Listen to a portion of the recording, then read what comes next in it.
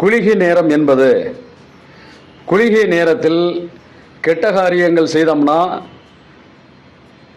அடுத்தடுத்து தொடர்ந்துக்கிட்டே இருக்கும். நல்ல காரியம் செய்தோம்னா அடுத்தடுத்து தொடர்ந்துக்கிட்டே இருக்கும். அதனால் கெட்ட காரியத்தை தவிர்க்கவும், குளிகை நேரத்தை தவிர்க்கவும்.